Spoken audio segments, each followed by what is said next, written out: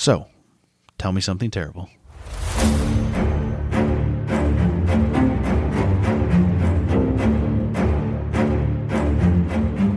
I have my cheese. I'm ready. You have your cheese ready? I've got the danger straw. Jagged side down. Yes, I made sure that the jagged side was down. I can speak really easily with cheese. Oh, I'm sure this Watch is you. just All right, I'm back. pristine audio. Wash it down. Okay. Are you ready to get started? Yeah. So, Do you remember your line? yes. What do you say first? Hi, I'm Tiffany, And I'm Scott. and you're listening to Tell Me Something Terrible. That's the best intro we've had. Thank you. Episode 7? Yes? Terrific. Okay. Oh, So- we're just going straight in. Oh, No, that's fine. I mean, did you want to chat for a second beforehand? I've seen you all day. No, let's just get into the pot. Whoa. Ow. No, you didn't see me till like 4 o'clock. Your eyes rolled so hard I heard them hit the back of your head. Good. Anyway. No, I don't have any. I mean, it's not like we have stuff to plug. Yet. Joke. Social media. Find us. That's later. We have a very particular set of skills. No, we have no We will skills. find you. We have a little bit of skills. I can rub people's faces. That's weird. It's what I do. We make a podcast. Yes. People are impressed by that because they have no idea how much or how little it takes. Okay. And some people think we're funny. Nope. They all just clicked off. Probably. We lost them 1 minute in. Oh, that's All unfortunate. right, let's start. Is this one? You said this one's gonna suck, right?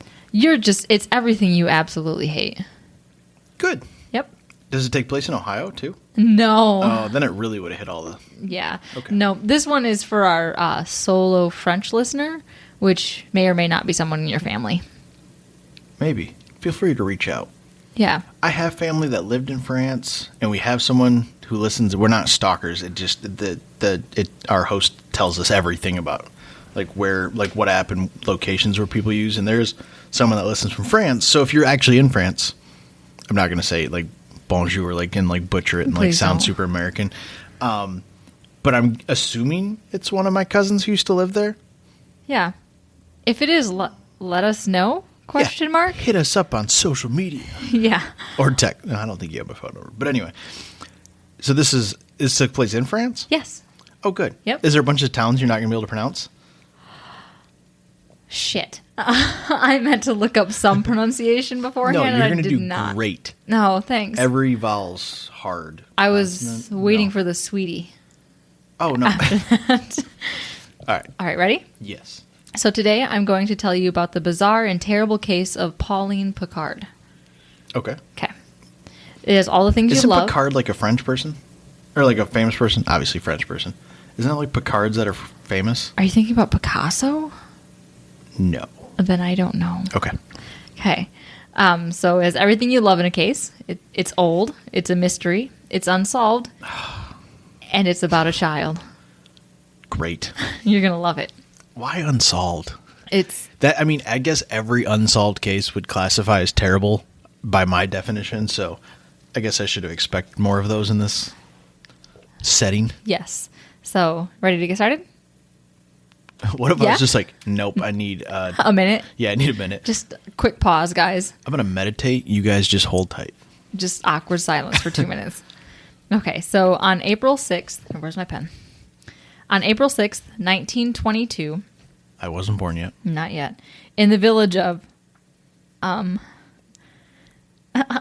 You nailed it. just sound it out. yeah, right, Gaos al Ludu, Perfect. We offended nobody from there. maybe.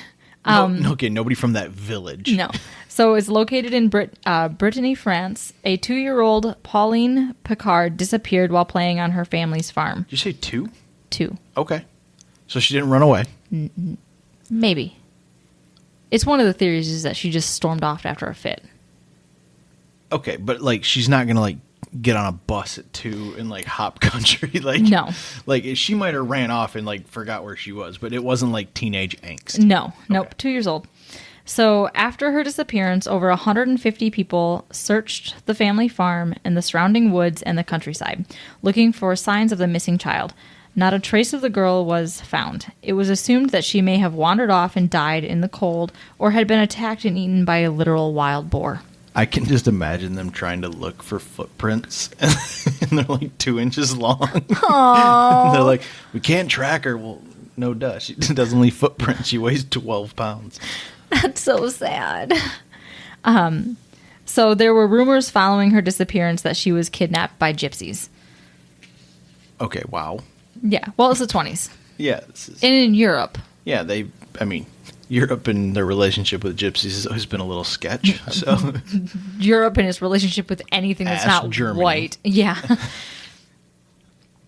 So just going after everybody today, huh? I think you're allowed to criticize the Nazis. Yes, I don't think there's a lot of defenders out there. It depends on the country you're talking to.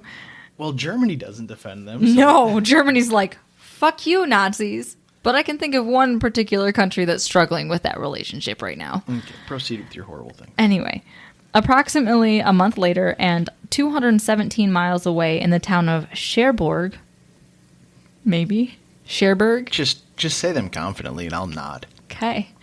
A little girl about the same age and resembling Pauline was found wandering about a hallway of a local home in Rue Coypel.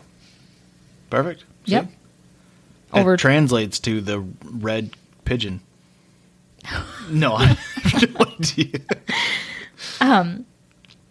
So, and she was brought to a hospice, which is like more like a way home. Like it's not like not hospice, like how we know it today. Yeah, like she was on her deathbed. No. Yeah. So witnesses say that they saw the little girl a few days earlier in a town with a poorly dressed woman who had tried to abandon her in a store, but the woman was chased down and the little girl was given back to her. Okay. Yep. So her kidnappers were trying to ditch her? Potentially? Maybe. There's a lot of theories. She said maybe, but she aggressively shook her head no, like, you're on the wrong trail. Abort. No, it's a theory. They don't know who the hell these people are. Okay. We'll get to it. All right. Okay. With the picture in hand, the Picard's parents made their way to the Cherbourg. Sorry, it's the 20s, so I'm expecting like a painting. Like they're walking around, No, they took it off was their like a wall. Beauregard or whatever, the silver-plated, I think that's... we have... Oh, like the silver, like yes. tin types? Mm-hmm. Okay. Yes, from the Beauregard. There's a lot of syllables in that, whatever that... No, it doesn't matter. I've had a shot of whiskey and a drink, and so don't ask me to pronounce things that are 10 syllables long. It won't happen. Okay. Especially when there's a lot of R's involved. Struggle with those R's. So with the picture in hand of Pauline, the Picard parents made their way to the Cherbourg train by train to bring their missing daughter safely back home. But of course, once they actually came face to face with the child, they were immediately unsure that it was actually Pauline. So the mystery girl had zero reaction to her quote-unquote parents and wouldn't speak at all. It is said that She's 2 months old. How chatty? 2 years 2 years. old. Okay, 2 years. Sorry. Yeah. I mean, they got like a little, they babble. They should recognize their parents at that point. Yeah. So it is said that she looked like an underfed version of their daughter and but she didn't seem to recognize any family member. Yet, despite the red flags everywhere, like her complete indifference toward them, her unwillingness to speak at all, let alone in their native language, and the fact that she was dressed in different clothes, that she was found wandering alone over 200 miles away from home with no medical issues after such a long journey, and then the family later admitted that this unknown child seemed to be smaller and younger than their Pauline. Okay. Yep. So the parents decided that this was, in fact, their missing little girl after spending a few days with her. And let's be honest, it would be such a desperate situation and like it's the last thread of hope that you're holding on to. So I'm sure they were able to just talk themselves into anything like, yes, this is my child, because the alternative is so much worse. Yeah. It's like the extreme version of a new puppy after your dog dies. Yes. Yeah. Horrible comparison. I said the extreme version. I did not say it was one for one. Sorry, dog lovers. So the hospice decided to send the new Pauline home with her family with the hopes that being in a familiar setting would help. The new Pauline. I hope they called her that. No, no. On the way, she did finally speak, and it was in their native language. So once they arrived home, her siblings recognized her, and the doubts the parents had before faded somewhat, although newspapers in the area kept reporting certainties and misgivings, jumping back and forth between, of course it's her, and then, no, and it's not her, and this is why. Like, there was, like, town gossip, like, articles every day going back and forth. As the new Pauline. No, no. She's not like Orange is the New Black. It's just straight, she's Pauline. You never watched Orange is the New Black, but nothing in that's straight, by the way. No. Yeah, well, that's fine. We like those. We should watch that show. I watched a couple episodes. Was it good? It's a weird show for a guy to watch alone. I can't imagine why. I mean, it's good. And it's got what's-her-face from that 70s show? Donna? Donna? Yeah. Yes. Yeah. So the new Pauline seemed to thrive in this new home Can we environment. stop calling her new Pauline? Why? She's not the old Pauline. That's also the name of this episode. Yeah, we're going to find out what happens to the old Pauline in a minute. Okay. Okay. So then everyone's world got rocked again. On May 22nd, that's my birthday, of 1922, not the year I was born, a bicyclist found the remains of a tiny body about a mile from Gayos al Ludu. Perfect. Except my autocorrect changed it to lewd. Oh, shout out, Lude. In a field that was searched, quote, so well that if someone had lost a wallet, it would have been found. Okay, so she was either brought there after or they somehow missed her? Mm-hmm. There's no way they missed her. Who we're calling Old Pauline? OG Pauline. Okay. Actual Pauline. Actual Pauline. So the remains consisted of a horribly mutated and decomposing body of a small girl, disrobed, hands and feet cut off, and Jesus. and without a head. So they found a torso. They found, there was limbs too, like there was arms and legs, but no feet, no hands, no head. Terrific. Okay. How you handling this? It's morbid. Yeah. So if they find a guy, I guess they never found them. I was gonna say if they found a guy like wearing her hands around his like as a bracelet, like that would be worse. Yeah, I'd be like, we're not actually doing episode 8. I'm gonna just go cry. I'm gonna go to bed for the night, and you guys can just not have a Friday episode. Oh, it gets better though. They do find a head next to her. Wasn't her head. Who? Okay. They don't know who it was. So it was just a dump site, pretty much, after the fact? Probably. Maybe. They don't know. Okay. It was the 20s. What do you want? I want not decapitated babies. Yeah. Actually, what everyone else wants. Yes. I don't think that's too much to ask. No. Along with a carefully folded pile of her clothes, and those were the clothes that she was wearing the day she disappeared. I'm glad he took the time to fold them. Yes. Also, I'm saying he because 90% of murderers are dudes. Yes. So over the course of the next 3 days, villagers, police, and her parents stood guard around the remains until the prosecution department could arrive. The body was then taken for medical examination, and it was impossible to tell the cause of death or if there was any foul play involved because the body had been partly eaten by scavengers. They don't know if there was foul play, but the clothes were folded neatly. Uh-huh. So I think a wild boar came and ate her head and hands and then folded the clothes. There's a lot of wild theories. That's what Timon was doing while Pumbaa was eating the body. Yes, that's probably exactly what happened. That's what inspired Lion King. Yeah, based on a true story. Yes. So although certain parts of her body, such as the stomach, which is normally eaten first, still remained intact. Was Pumbaa the boar? I did that right? Yes, okay. You did. Do we need to go watch Lion King? No, I said it confidently and then I instantly doubted myself. We should go rewatch Lion King after this. No. No? Oh, you don't want a good palate cleanser? Not the Lion King, no. Okay. So there were marks on the bones, which they couldn't tell if it was from wounds inflicted upon the body or from wild animals. Her stomach contents were also empty, which they couldn't decide if it was from starving in the woods or if anyone that would have been captors of hers had starved her. It was then discovered that the head found near the body was too large to belong to a child. It was later determined to belong to an adult male. So in the final report of the examination, it was determined that Pauline had froze to death. Okay, wasn't this May? No, she disappeared in France. I mean, like, it's a little higher north than us. Similar climate to us. In April. Okay. Yeah, it was the beginning of April, so they found Do they her. even have, I was going to say, they don't really have freezers in 1922, do they? They have, like, I ice mean, like, boxes, maybe don't they? rich people. But I think it's still, like, ice boxes. Maybe. I don't know. Yeah. Don't question But me. they found her body over a month later. Yeah, but frozen? They.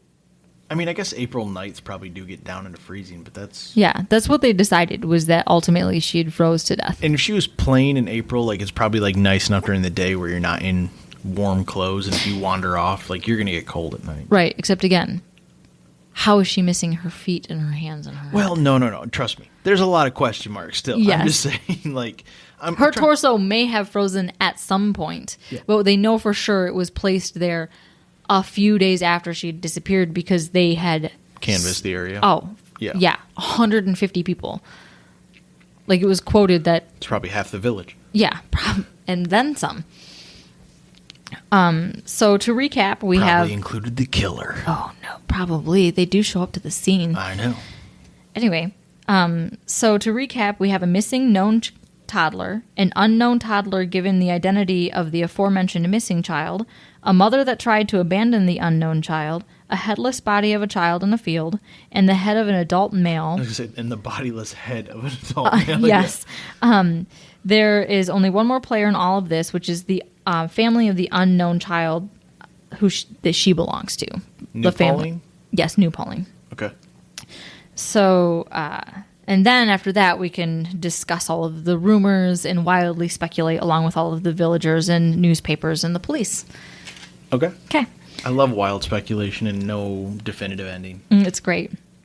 So after coming to the sad conclusion that the remains found in the field did in fact belong to the old Pauline, Yes. they had to do something with this child. With New Pauline? Yes, with new Pauline, that had been living with the Picard family under her newly given identity of their daughter. Police searched for the woman that was trying to abandon her daughter, and after finding who they thought was the child's family, it was discovered that this family did in fact have their own daughter with them. So next, the police just came to the conclusion that the true family of this unknown toddler, the new Pauline, had migrated to the United States. That's it. Like the whole family up and left? Yeah. And just left New Pauline behind? Yeah. Did the Picards just keep her then? No. Okay. So the unknown child. I mean, it just seemed like the logical step of, They didn't want to look at New Pauline and think about old Pauline their whole life? Probably not. Okay. You know, that's why people get like different types of dogs after their one dog passes Or away. they try cats? Yeah. So the new Pauline was then given back to the hospice to be put up for adoption. And she didn't even know what her name was. They gave her a new name. Pauline? Close. Yes. She was given the name Marie Louise Pauline. Okay. Yep. And was sent back to Cherbourg, wherever, where she died of measles during a 1924 epidemic. Oh. That sucks. Yeah. It's a roller coaster ride, isn't it? Yep. So in the aftermath, there Poor New was... Pauline. I know. And old Pauline. Well, yeah. That was implied. Yes. So in the aftermath, there were a couple of suspects dug up, along with the unfounded conspiracy theories. So the prevailing theory, because of the neatly stacked pile of her clothes, was that she had been placed in the field days after she went missing, and that's the only hard theory in the investigation. You gonna make it over there? Yeah, it's just, I yawn sometimes. I don't know what you want from me. You've yawned like 5 times. Am I boring you this much? No. Okay. I'm Otherwise, dehydrated. this. Oh, do you need to get some water? No, I'm How about some fine. Gatorade? How about some Pedialyte? No, thank you. Is the Rona getting you? Yes. No. I'm going to try to not yawn for the next 3 minutes. Good luck. Thank you. So the first suspect was an umbrella salesman named... Yeah. Sorry, it's 1922. Yes. The jobs are all just made up and don't... Yeah. it's like, whose line is it anyway? Yes, the points don't matter. Yep. Yep. And Drew Carey used to be fat and funny. Oh, he's still funny. Have you seen the dumb goggles he wears on Price is Right? No. He wears like I don't even know how to describe them. They look like the goggles you would wear bicycling. Ooh. Yeah, and he's like kind of skinny fat and he's got a beard. It's a weird look. I don't get it. I should check into The Price is Right every once in a while. Hold on, keep reading. I'm going to show you a picture. Okay.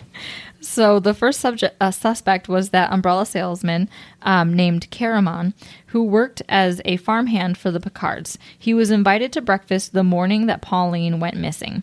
It had been reported that he was cuddling her and heard telling Pauline that he would find her a good home in another town. And then later it was overheard him telling her that he was going to take her with him. Here's Drew Carey's new glasses. Oh my God. See? They're terrible. What's with the mustache? It's all bad. I know, but the glasses make it particularly bad, right? Oh, it's... Okay, anyway. No. We're unsidetracked. Back to your story. Okay. Anyway. If you're at home right now, you should Google Drew Carey's dumb new glasses, and you'll understand everything. Just like that. Make sure you Google it verbatim. Drew Carey's dumb new glasses. Okay. Back to all the Pauline. So anyway, this Karaman guy was heard saying that he's going to take her with him, that he'll find a new home for her in the next town over. So after a short investigation, though, and following the path that Karaman had taken when leaving the town, it was decided by the police that he couldn't have committed the crime based on the timing.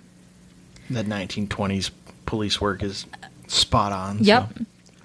I didn't get it. And I couldn't find anything else like explaining their logic behind it besides like he went this direction and there's no way that he could have done it. Let's not assume there was logic behind it. Oh, well, you know, it was 100 years ago. We were a little stupid. These are French people. No, I mean all over the whole globe, not just them. They were everywhere. Oh. I can only do the what's the guys from Beauty and the Beast? Lumiere. It's just the voice that comes out. So a second suspect was another farmer named Yves Martin. Yves visited the Picards after Pauline had been found. He then asked them, "Are you sure it's Pauline?" And then asked God for forgiveness, followed by a statement of his guilt. And he was just rambling. To the parents? To the parents. Still? Okay. Still, yep. And he left the home laughing maniacally. Yeah. Sus, right? No, he seems normal and sane. Yes. It was later found out that Yves was actually suffering from a traumatic head injury. Oh, so he's probably never done anything he regrets ever. No. Like chop off somebody's head and bury it or lay it next to a baby's body without a head. So they believed he was just rambling and was later admitted to an asylum where the police could no longer interview him. Oh, okay. So this has no like concrete ending, but I'm going to go with that one in my head so I feel better about it. Okay. Okay. Crazy farmer man. Just rambling with the head injuries, which we know, good track record of all of the serial killers. Yes. Yep. How are you over there? Great. It was the burp that you warned me about because this is a little bit fizzy. I told you. Fizzy drinks. She didn't read the podcast 101 email I sent her. No fizzy drinks. Yes, because that's how we communicate every morning. We just send out like this is how I'm doing today email to one another. Yes. Healthy marriage.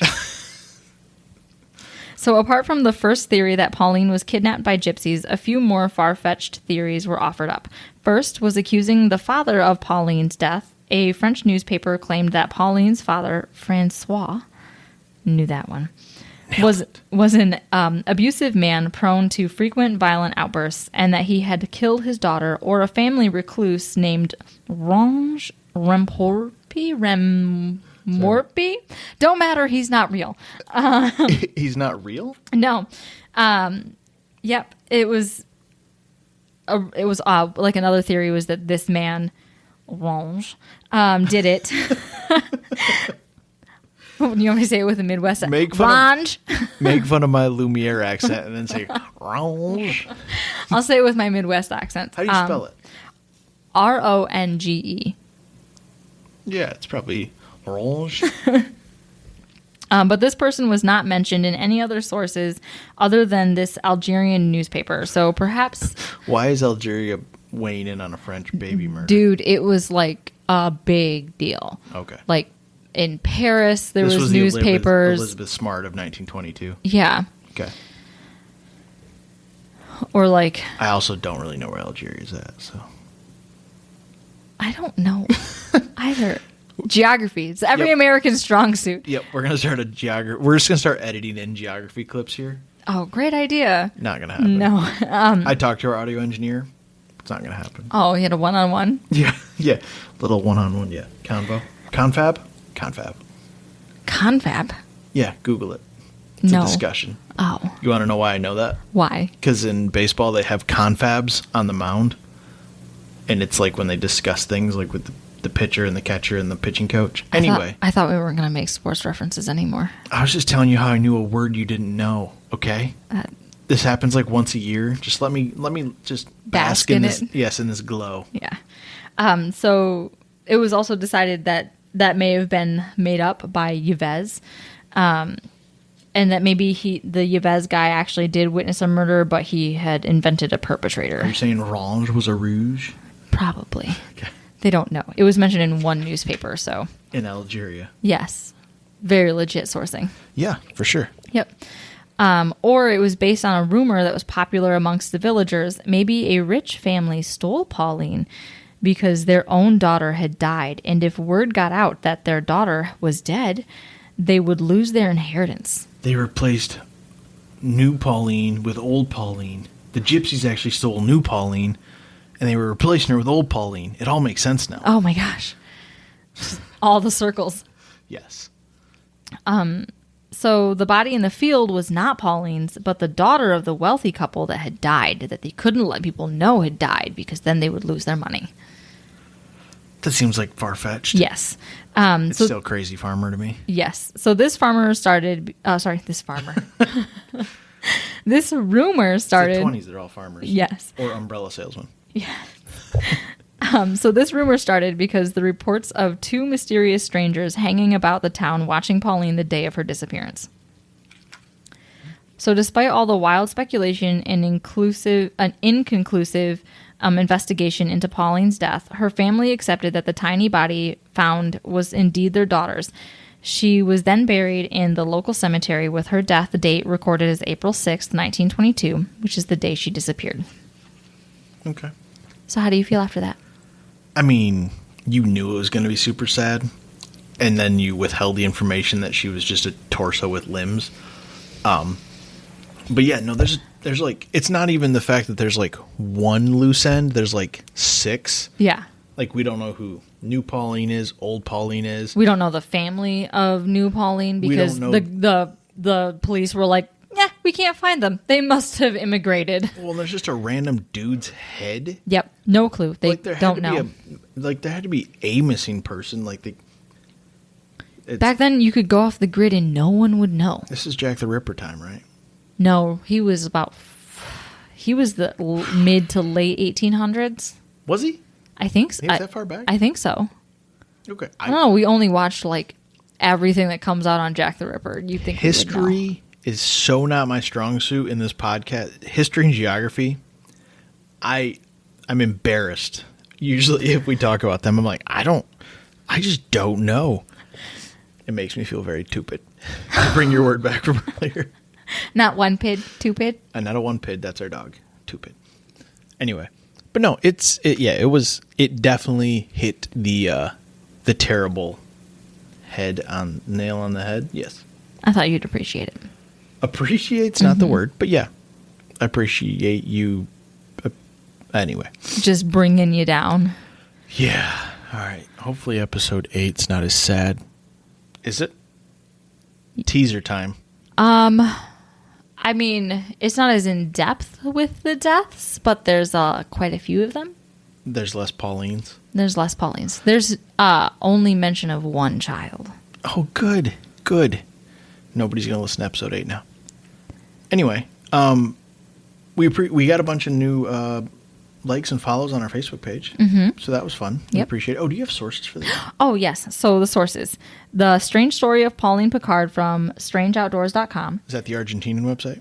No, no, but I found some, it's a good place to like look for things. An article written by Renee Reeves for a podcast named Morbidology, because I was like, I haven't heard of this death. Wait, it's probably never been done. And then it turns out it was. So wait, you listened to, I know you I did not listen to it. No, but you listened to a podcast called Morbid. Yes. And one called Ologies. Yes. And this is called Morbidologies? Yes. Oh, cool. Okay.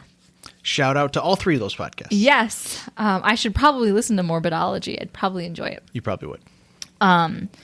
So and then I also found a few original articles from newspapers from like Paris that were posted on Reddit. The Mount Ida Chronicle, which had some original articles that were scanned onto their website. Nice. Yep. All right. Well, if you made it this far, thank you. I could say congratulations. Okay. Back down. Sorry, I'm stealing your lines. But yeah, we made it through episode 7. Yep. You good? Yes. All right. You gonna say bye first? Okay, bye. Bye. Thanks for listening to our terrible podcast. You can find us on Apple Podcasts, Spotify, and Google Podcasts, or wherever you like to listen. Feel free to follow us on Twitter at TMSTPod. And if you'd like to support the show, you can find us on Patreon at Tell Me Something Terrible.